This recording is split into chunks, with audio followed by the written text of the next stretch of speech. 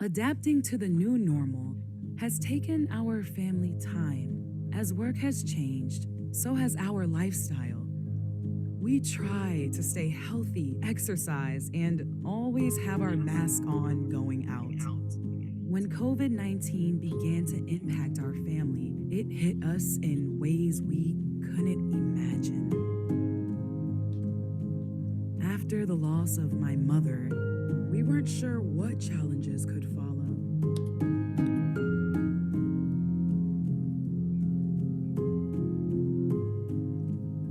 As the vaccination has rolled out, we've done the research to see if it may work best for our family.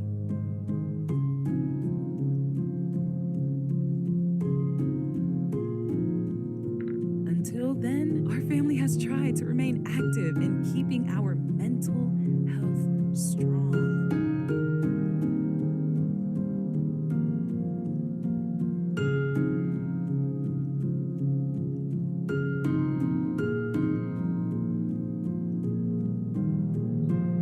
Together, our family is going to try to remain strong, healthy, and informed.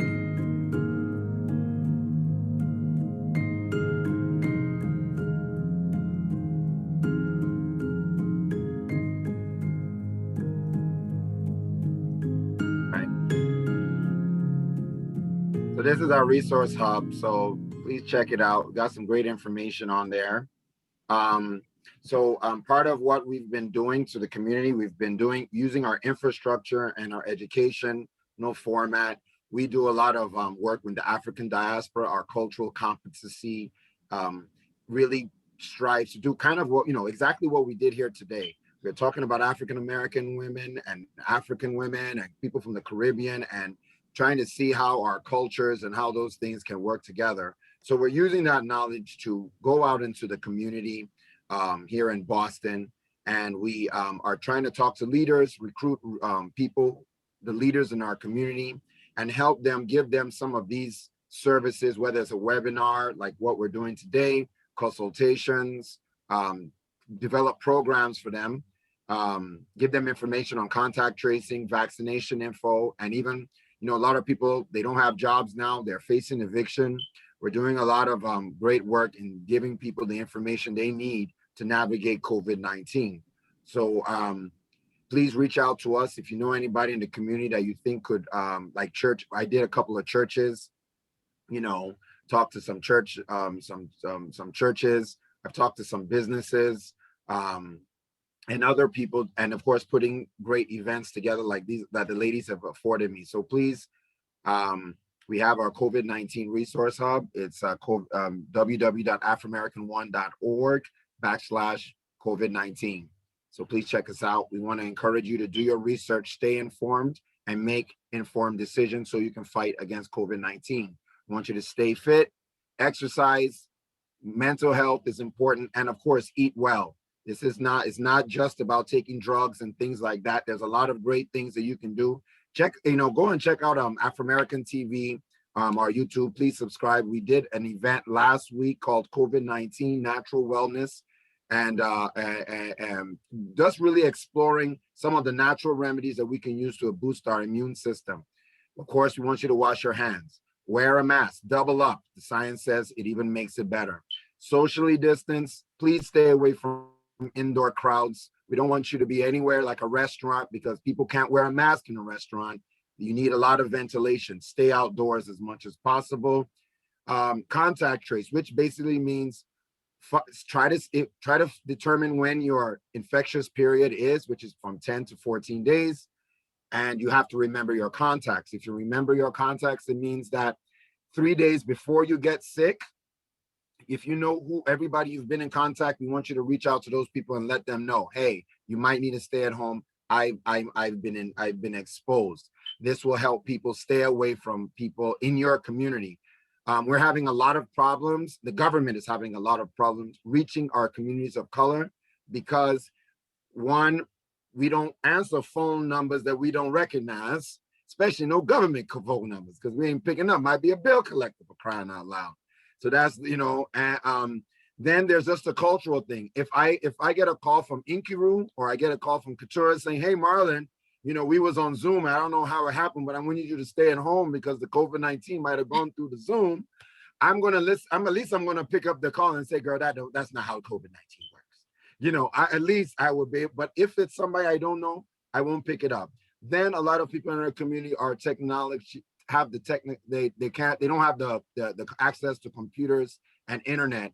So it's important for us to reach people who do have that, give them the knowledge. And hopefully when the next time you're at church or somewhere, you can tell people, no, I took this course and this is what we have to do in communities of color, okay? And it doesn't matter if you're Black, Latino, Asian American, whatever, we all live in the same communities. We're all people of color, whether we're Latin. COVID-19 doesn't understand whether you speak Spanish or Haitian Creole. It does not care.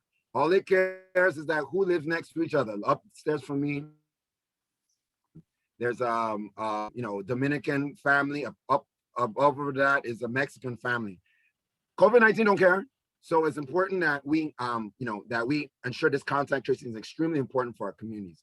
Then, of course, we need to get vaccinated. I know there's a lot of racial fear. I don't say hesitancy, because hesitancy denotes that we're being hesitant for some reason that it's not understood. No, people have been racist for many years, and they were even more racist by not coming into our communities after the Tuskegee experiments and to explain to us all the changes that happened after the Tuskegee experiment that actually makes the vaccine safe. So we're not hesitant. We're scared of you because we don't differentiate between the doctors. We don't differentiate between the policemen that got George Floyd. We don't know we don't care. The person that didn't give us the job, all that stuff is all wrapped into one. We don't have the time. We're trying to go to work and survive. We don't have the time to differentiate. So I don't like to say, so I know that the vaccine is very sensitive in our communities, but I want to reach out to you and say the science is safe.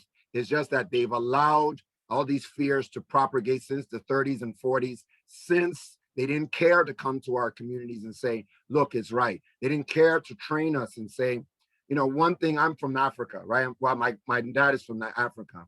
So I have a lot of doctors in my family that are Black. I have trust in medical because I have experienced Black doctors. Now, in my cousins in America, some of them have never had a Black doctor, right? They've never, ever had a Black doctor. So they don't have trust that in medicine, because it's not really the medicine, it's the fact that the people doing the medicine are white. So we have to understand that. And it's something that we have to, I talk this way because they don't like me talking this way, trust me, but it's facts. And I'd rather have your trust and tell you to go take the vaccine, because I've looked at the research. I'd rather have your trust than their approval. So please, when we're doing the vaccine, I've gotten both doses of the vaccine. I didn't turn into a zombie. I was didn't turn into a zombie. There's the jokes online and everything. I didn't get any symptoms or side effects the first dose. The second dose, I did have some flu-like symptoms for a few hours, and that was it. I was fine by 5 p.m. the next day. So I'm an essential worker. I actually work with foster children that have COVID, that have to quarantine and stuff. Someone has to do it. These kids don't have anywhere to go. So I am fully vaccinated. I have to get tested monthly and all that stuff. I just got my COVID results this morning, and they're negative. So it's definitely worth it to get the vaccine, especially if you're an essential worker. Thank you so much for that information. It really does make a difference when people who have taken the vaccine talk about it. So thank you.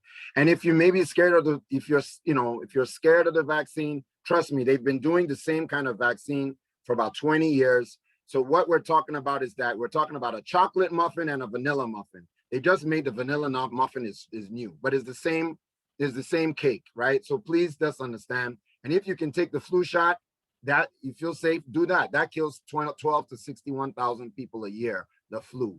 And we're doing all this because we don't want our hospitals to fill up. Good news right now that we've had about 5 weeks of decline of COVID-19 in the United States. So we're doing a good job, but now it's not the time to let up.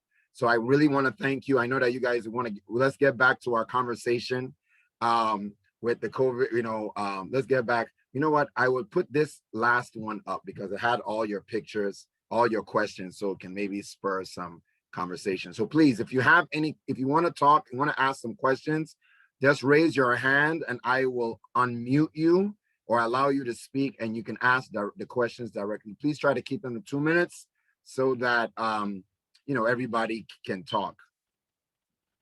Thank you. All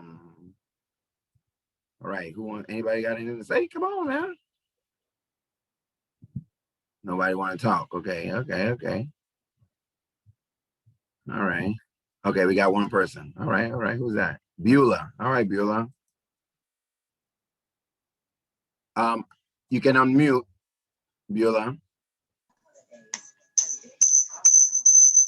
You're gonna have to, okay, there you go. All right.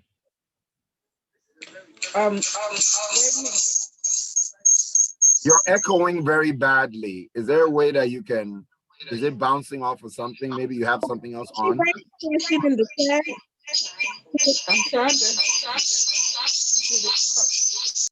It's I don't know. It's echoing. I don't know. We can't hear you. Maybe you'll have to type it if you can't. We'll try it again.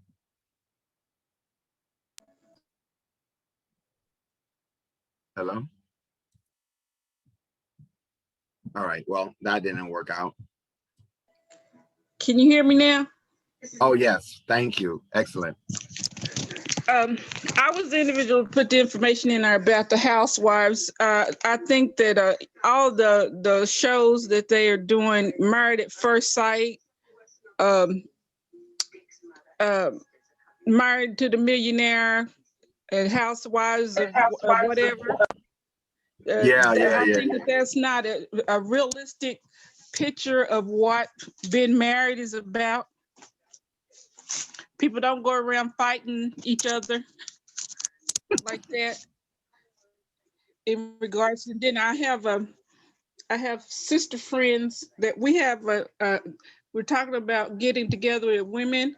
I have my whenever I was working at the university and it was a predominantly white institution, we found ourselves, the few African Americans that worked there, coming together as a sisterhood, and we did a lot of things together that that we would not otherwise do. I don't think if we made it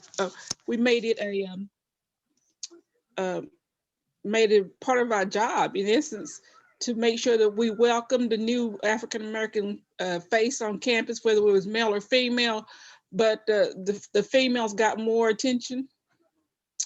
So I do think that our sisterhoods are important when we think about sororities, that they do go beyond, I call them my extended family, but they don't take the place of blood family.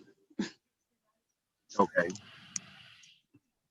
So that would seem actually like a difference, like, because I know in our community in Africa, it's almost the same thing. Yeah, they may not be your blood family, but in America, I mean, in Africa, even though they're not your blood family, if they're like really close to your parents or something, they might as well be, because they're what they say goes just as much as your parents do. I don't know if anybody else wants to speak to that. I'll speak to that. I'll say for the women who have kind of been, I say, adopted into our family, whether it be you became friends with someone in our family, you married into our family, or you were in a relationship with somebody and it didn't work out. You are always a part of our family. I'll use my mom and my dad, for instance. My mom and my dad were never married, and they split when I was very young. But my mom had a much closer relationship at one point in time to my dad's sisters than my dad actually did. My mom and my aunt on my dad's side actually lived together and kind of co-parented together. They didn't call it co-parenting in the 90s, but that's what it was. And they also When they moved out from each other, they lived side by side from each other. My mom would work in the daytime. My aunt would work in the nighttime. In the daytime, we would be at my aunt's house. And then overnight, my cousin would bring her bed into my room from next door, and her and my other cousin would sleep in my room, and we would wake up the next morning and go to school together. So I would say that the women who have been adopted into our family are we don't even consider it like a difference between family. There have been women my dad has dated, they're still a part of our family because we embrace them and we don't let you go just because other folks let you go.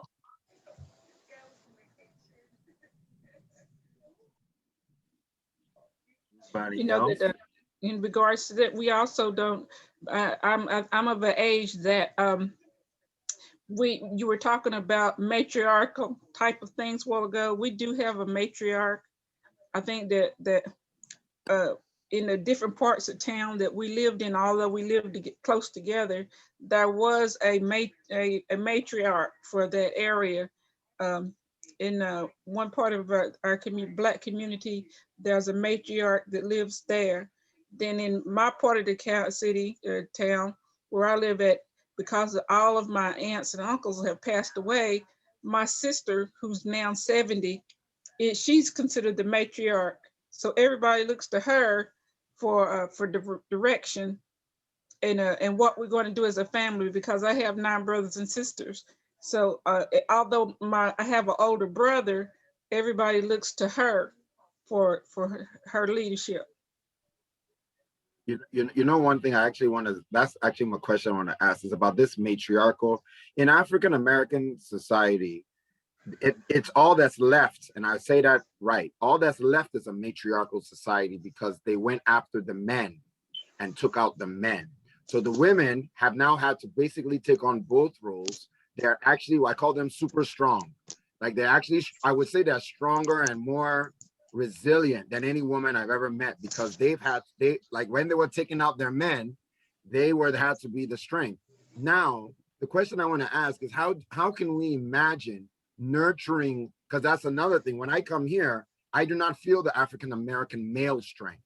As in somebody that grew up in Africa, I just look at them like, come on, man, you guys get it together, right? And because as an African, that's how we do. We just pump our chest and we expect the other man to pump their chest. But when I pump my chest, they're not pumping their chest, right?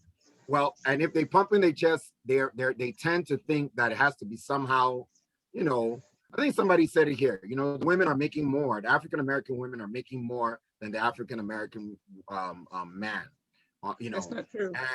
And because of that, I want to say, how do we? Well, because I believe that women are going to be the key to African American liberation. If you want to, because they're the mothers and they're the strong ones now. How are they going to nurture these men to be more back to their natural state of? Because in some ways, I don't know how this is going to sound. It's like you're going to have. I feel like there's an area where you're going to have to kind of take something from the African women to say, well, you're going to have to allow them to raise themselves up. But that's kind of like giving them confidence. You know, when you have a child, when you have children, they may not be confident. You're going to have to, okay, it's all right. You know, you may have to like take a sidestep to try and encourage them to take that strength role that has been taken away from them. I don't know how you ladies think of that. And I could be wrong. I think it's because I think that we don't do that because of our history. It's our men that have, you know, it's very rarely that you heard of a woman being lynched, but our men were lynched in the day, and so women were very protective of their sons. I used to teach at the university level a class in psychology, and we talked about an article that we had a long discussion with an article that I read, and it was we raise our girls and spoil our boys.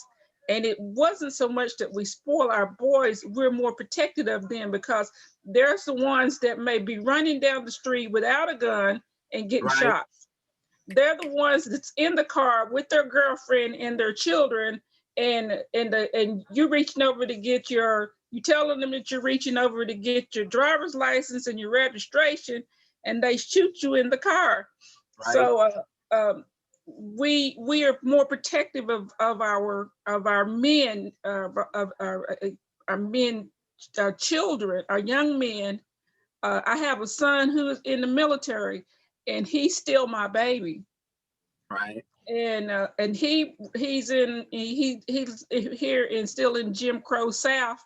He's in the military, stationed at a base in Georgia, that's in the deep south of I still call it Ku Klux Klan country. And Because it is. I worry It about is. him. I worry about him daily, even though he's in the military. And I tell him to put his military gear up in the window of his car, because now on the people in the military, they used to have a decal that they had on their car to indicate that that whenever they got stopped by the police or whoever, or going on post, that they could see that they were related to the military. But now they don't have that. They have to show their IDs. So I tell him to put his cap, put anything that is camouflage, put it up in the window, so that at the front window, so whenever you get stopped, that they can see that that you're not just saying Joe Blow citizen, that you are a military person that's connected to the military. So That makes sense. So like show them support, give them advice so that the men will be more protected. Okay. But they still have babies. I got you. I know. Tonya, go ahead. I would like to piggyback off of that. So I have a 10-year-old son, and I love him fiercely, of course. I don't have a daughter. I would say that the rhetoric around I think it's definitely true that we raise our daughters and we baby our sons, because we think that we need to protect our sons more, but our daughters need to be protected just as much, if not more. And I think the reason why Black women do grow up to be these strong women is because we know that nobody's coming to get us if something happens. No one's coming to protect us. Sandra Bland and Breonna Taylor were the first, Black women that were killed by police or, through racism that people actually march for. There's hundreds of women who were killed by police and lynched just like Black men are. Yes. And nobody comes out for them. So I just, 3 out of 4 Black women are all experience sexual assault or rape before they're 18. So I think just because, my son can go outside and he can be shot down and killed, your daughter can also go outside and be raped. And they are being raped. And shot and killed as well. Exactly. So I think that we need to change the rhetoric around, oh, our precious sons, we have to hold on to them tight. We need to hold on to all our children tight. I just want to add to that, to the question that you asked, Marlon. It is my opinion that we are, because we're talking about millennials here, a generation that are kind of, I'm not going to say erasing or eliminating, but we're changing the narrative on gender roles. So we are not in Africa. We can't go back to Africa. We are not in America or the Rural South in the 60s and 70s, and that's not something that we can go back to. And what we're doing is we're creating a life and environment and atmosphere for our future that is not going to be like what it was. So I don't even think that it's necessary to make men raise men or make men how you were raised. I don't think that's necessarily the way to go. I just think that it's a matter of knowing who your partner is and knowing what you need, specifically in your household and specifically in your communities, because a lot of things have changed. We haven't even talked about the LGBTQ plus population in this conversation, but everybody doesn't necessarily who are male identify as man and woman and vice versa. So those are all factors that have to be taken into account when we're asking these questions, like how do we give men whatever it is we feel like they should have it today. We have to take. Go ahead. I guess I'm trying to just account for the extra, like the extra pain that was taken out on African American men specifically, and say that that trauma, as even members of the community, as even, you know, just, I mean, you know, the whole, and I know, I'm not saying that I believe that yes, traditions need to evolve, right? And I believe that there's room always for that evolution. But I also believe that there are threads of truth that it's not really a matter of choice or this or that. I think some of the things are just the way they are. And that's why the men were taken out. The men were taken out because the white man saw the black man as the threat. They didn't see the black woman as the threat. Otherwise, they'd have taken the black woman out more. I'm not saying it didn't. No, this is not, I'm just saying that is, and there's going to have to be some sort of pain or some sort of trauma that is associated with that specialized, like butt breaking and things like that. I'm not saying there wasn't rape. Of course there was rape, but for women, of course, that is, I'm not trying to say that is something that we should limit. It's not down. It's something very serious. I'm just saying that there was this particular special place that was put in for the men so that the men would not feel brave enough to lead the black people out of whatever, you know, bondage or whatever, right? They didn't fear the women, they feared the men. So there was something special. I think that is what I'm talking about. Whatever has been done in that regard, I think that there's a lot of help that could be done there. Another thing I want to say that somebody said about the trust is like, I didn't hear, like, I wonder if the African ladies could talk about this, the trust of their father, like knowing that their father, that trust of having that father figure that can come for you. Is that something that you think that maybe we could have a discussion around? You know, like knowing that there's, because, you know, somebody said nobody's coming for us. I don't know if that's exactly the universal feeling across the board. And if that isn't the universal feeling, then is that something that we can now discuss? Because that father figure is also part of manhood. And it's not saying that it takes away from womanhood. It's just something that if you were the target of systemic racism for 400 years, that needs to be like how, you know, because, you know, I don't know. I'm trying to explain it, and maybe I'm just talking. I get what you're saying.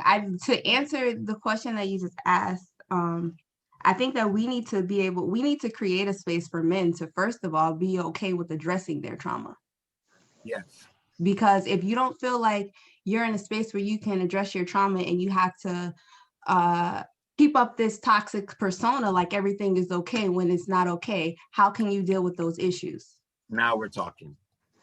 That's exactly what I'm saying. That is not being addressed. But I think it's the women that's going to be able to like reach their sons and let their sons know that is okay. That's to be a man is okay to be that's what I'm trying to say. That woman's role in making sure that the man can, I'm still trying to explain the concept because it's new. I'm trying to figure it out. We still live at a time where that it's not acceptable for a man to cry. Yeah. And it threw people off whenever they had an opportunity to see the president of the United States stand before the people and cry, particularly whenever they had the shooting in Sandy Hook. President Obama cried publicly, and people had some issues with that. And so we don't give men that opportunity to show their feminine side. I'm not saying that they're being feminine, but that's what we're associated with. That we still don't accept men crying. But when the women are being so tough, if the women are being so tough, it's like, I think that may, like, it's intimidating. A lot of, I mean, I'm not saying that it should be okay to deal with the women, but it could be intimidating to see women that are just so strong and independent, and they don't have that same drive, or, you know, like, or whatever.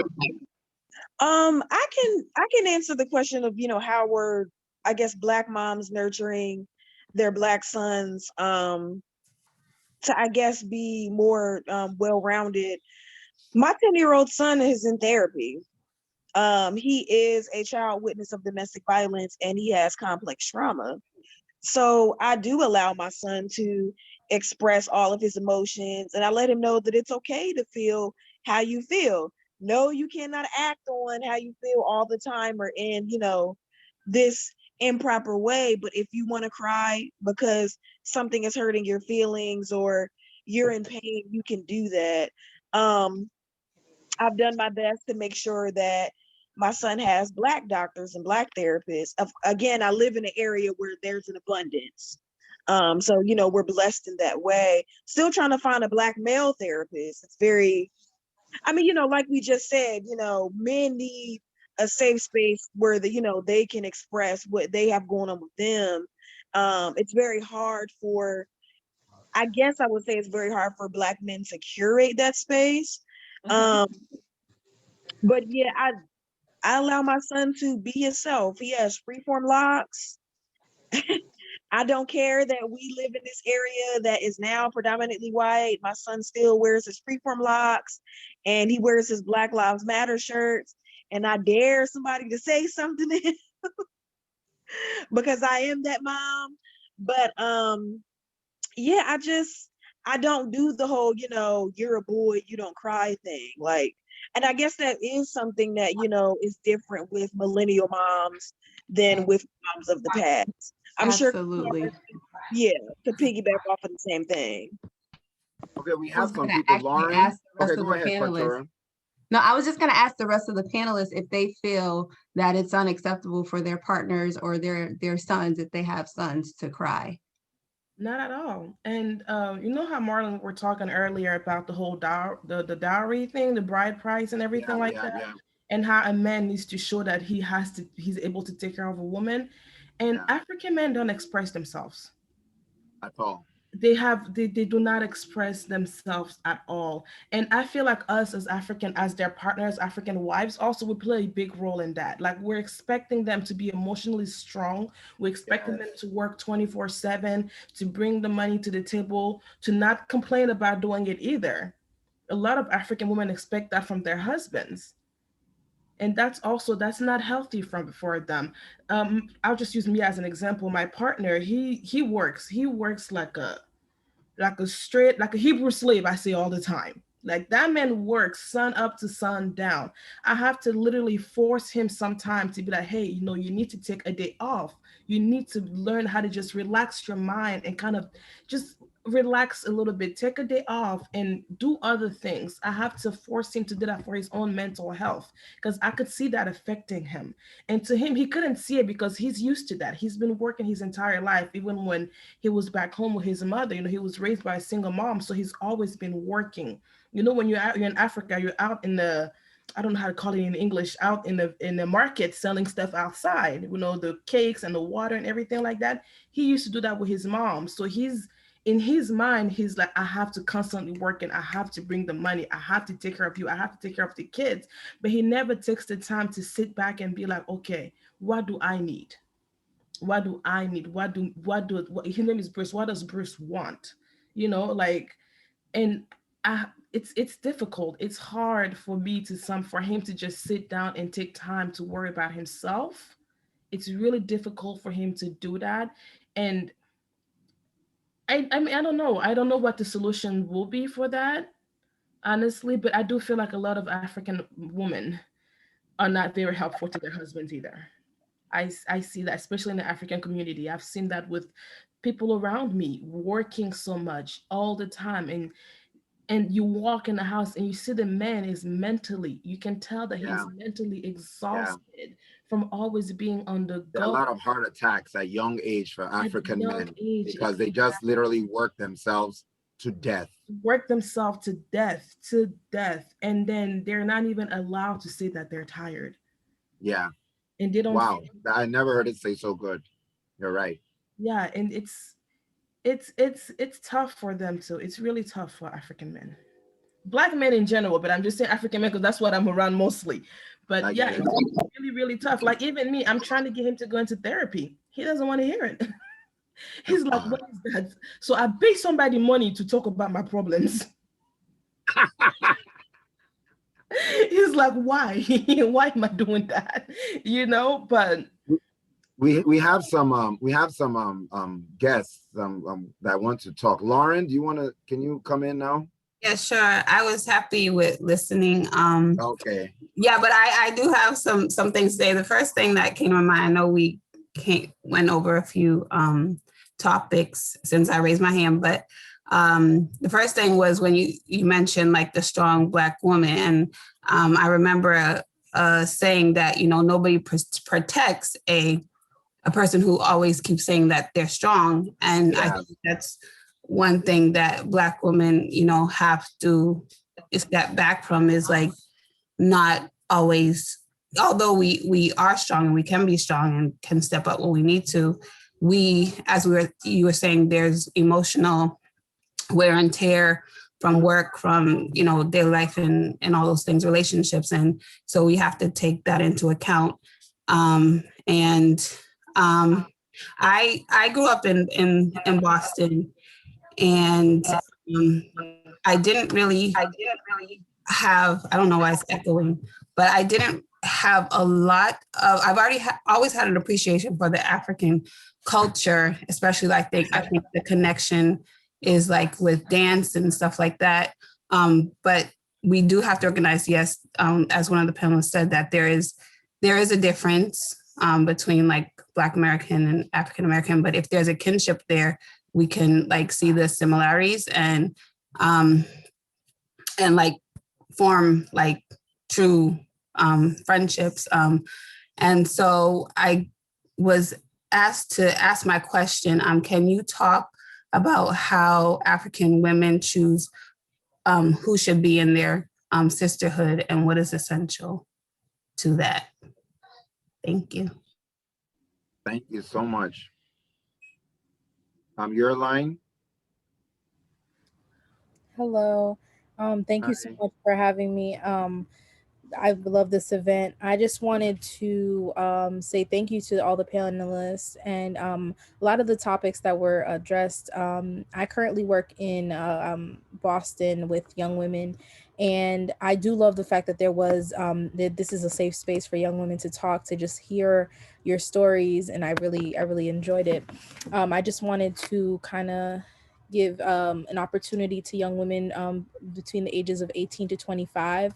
If you want to talk about dating and all, like dating as a millennial, what does that really look like in regards to like food insecurity and stuff like that, in terms of like, dating for, a meal and stuff like that. If you would like to talk about that, is it okay if I put the event, the focus group in the chat? Please do. Okay. In So fact, I want to, yeah, go ahead. No, please do. Go ahead.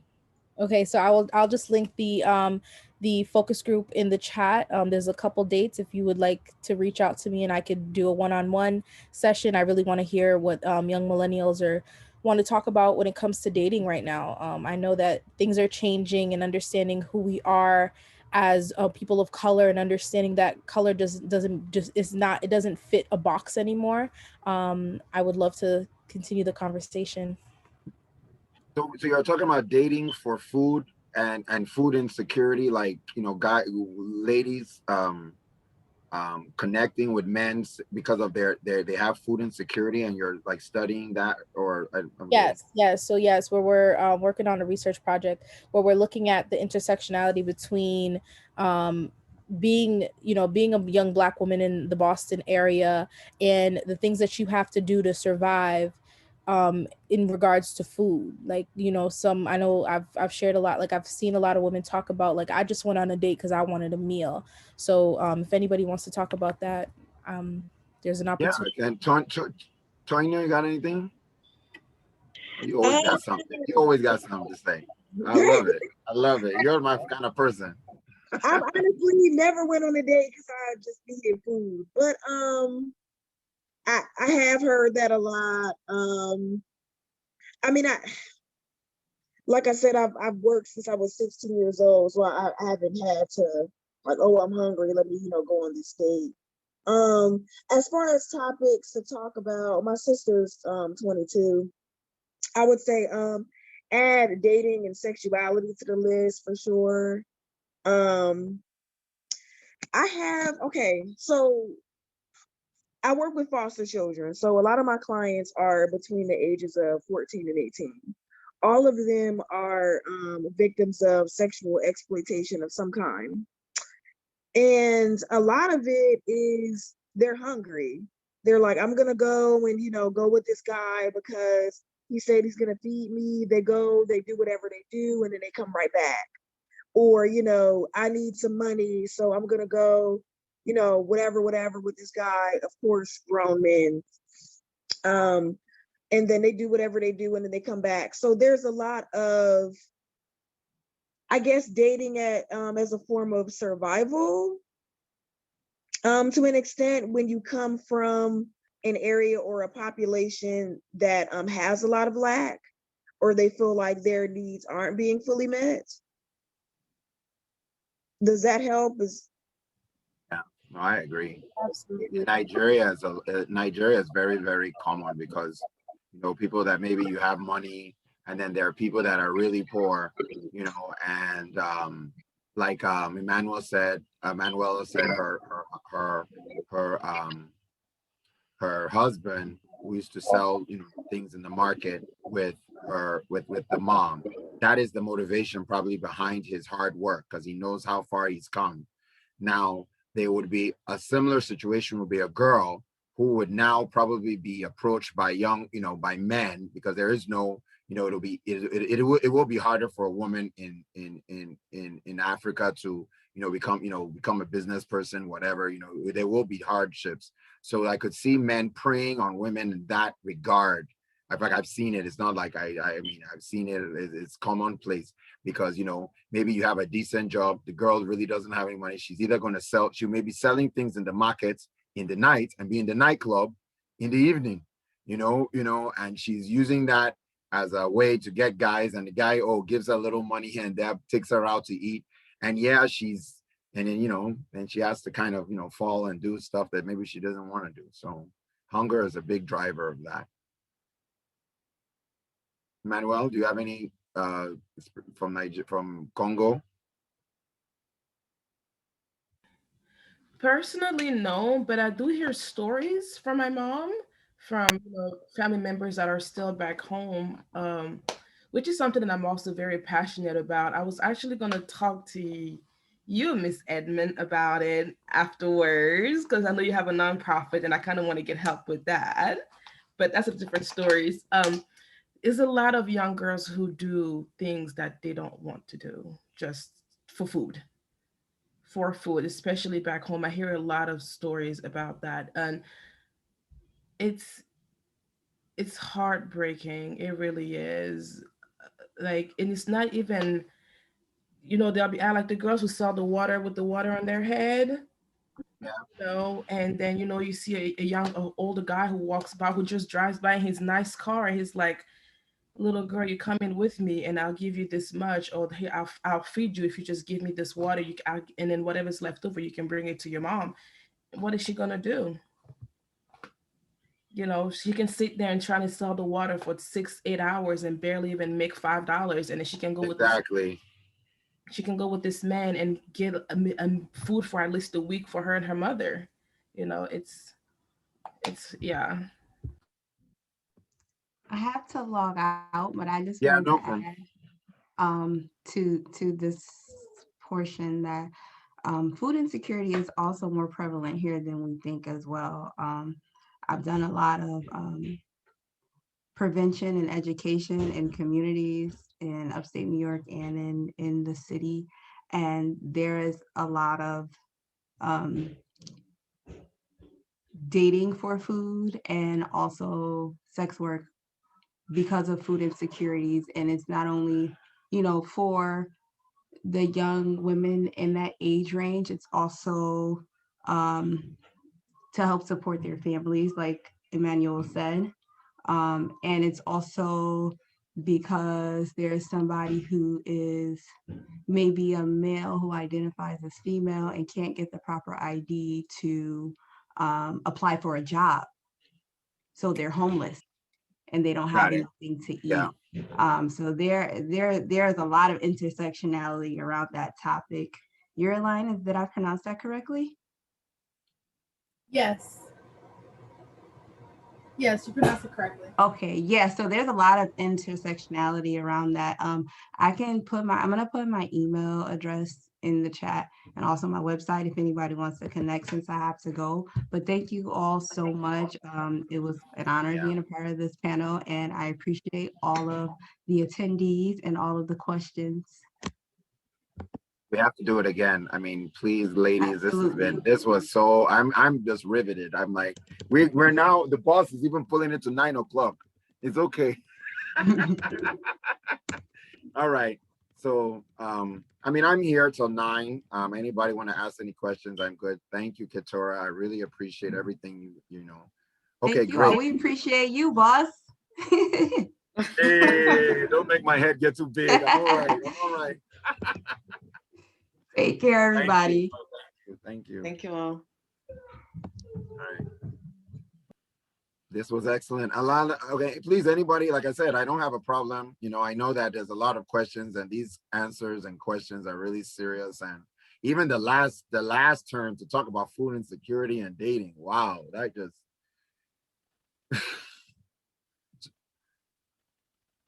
Was it I don't want to pronounce the name wrong. you're lying. Is it Bula? Beulah? Beulah. Beulah. Did you Beulah. ask a question earlier about like African women, how they go about making building sisterhood? Was that you? Oh no, that was Lauren. That was Lauren. Okay, where did Lauren is gone? Oh, Lauren is still here. No, I was going to speak to the food insecurity. I believe in the proverb, give a man a fish, eat for one day, teach a man to fish, and he'll fish for a lifetime. We here in the United States have gotten away from that. We in our schools, the people don't know about calling, making contact with their county extension office. You know, you can go buy a pack of seeds for 10 cents or 25 cents, and grow some tomatoes. Where if you go to the store to purchase those tomatoes, they're going to cost you $5, $6. So then you're going to say that you can't afford them. Or that, and I know that everybody may not have land to have a garden, but there are options to grow gardens with you know, out of a coffee bucket, out of a coffee container, out of a jar that you use. So I think that we are going to have to go back to the time when I was in school. We had Future Farmers of America. We had Future Homemakers of America, and we learned those things. And because of budget cuts and them not funding school systems to the level in which that I think that they should be funded, they have cut those kinds of things out. But I think that now in the society that we live in the time that we live in, that we need that more than ever. And whenever you think about people going hungry, and that's really came to light with this pandemic, and people and them not being able to go to work, and then them having to go to food pantries and so on and so forth. And there's so much that could be done on our end, meaning not me, but us people, if we had those things that were expressed louder now. Because I was telling one of my friends about, she was saying she was trying to grow something. And I said, well, had you considered calling your county extension office? And she said, what am I calling them for? I said, that's what they do. they teach people how to grow a garden or tell you what you're doing wrong in you growing a garden. So a lot of food insecurities could be addressed if we would go back to that, back to the ground. Because organic is nothing but the way that my grandmother raised the garden. Right. Free range chickens is nothing more than the chickens that we used to have run around in the yard at our house. I live in the South, so I'm not in Boston. So we had chickens that ran around in the yard. You know, you pay an arm and a leg for a duck. We raised ducks. We raised pigs. We didn't raise cattle, but we had pigs. So all these kinds of things are things that I believe that in order for us to be able to feed mankind, that we need to go back to these kinds of things that our young people can learn actually in school. Yeah, I agree. I actually think that there's one other bit that just to add on to that, because I know that they don't teach like home economics, cooking, you know, culture, because that's another way. If you can cook, then your food to eat will be cheaper. If you're buying food outside all the time, your food will be more expensive. So that's just one little small point I wanted to add. I wanted to piggyback off of what you said, the proverb of teach a man how to fish, he'll, you know, eat forever. Especially with the population that I work with. You know, I'm a contractor for Georgia DFACS, Department of Family and Children Services. I work with, you know, foster children. They're shuffled around a lot. So a lot of these kids, once they turn 18 and they decide, you know, to sign themselves out, they don't have a GED, they don't have a high school diploma. All of my girls that have, you know, aged out of the program have all, you know, gone to basically go and do sex work. They don't have the means to really do anything else. Because, you know, in order to get a decent job, you need at least a high school diploma or a GED. They don't have that. Mm-hmm. They don't have family, they don't have housing. So they're working the hotels or the motels in this area. They go back to what they know. I don't have a Black or Latinx client between the age, boys and girls, because I have a few trans clients between the ages of 13 and 18 that are not victims of sexual exploitation or sex trafficking. I don't have one. I have a lot of clients. It's definitely something that piggies back to, you know, Black women having to be strong because nobody's coming to get us. These are kids. No one's looking for these kids. No one like really cares about these kids the way a family would. They don't have that. So I think that's definitely something. I can share my email as well, if you want me to, you know, talk about some things that I see and some challenges that I have with my clients and the kids that I work with.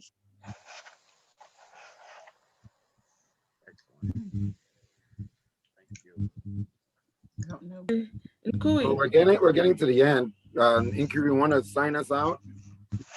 Yes. Thank you all so much for you know, being part of this discussion. It's been really impactful. I think, you know, we were able to cover a lot of things in a pretty decent amount of time. So thank you all for being here. Thank you so much to my panelists. Really appreciate you. Thank you to all the attendees. Thank you to Marlon and the Afrimerican Cultural Initiative. We have to do it again. Building Africa's future. I want to build Africa's future too. Thank you. Thank you all. I mean, it's really been amazing. The discussions in the chats, the Q&As, everything has been really good. And hopefully we can do this again sometime soon. So thank you all once again for being here. I really appreciate you. Bye. Thank you guys. Bye. Thank you. Bye.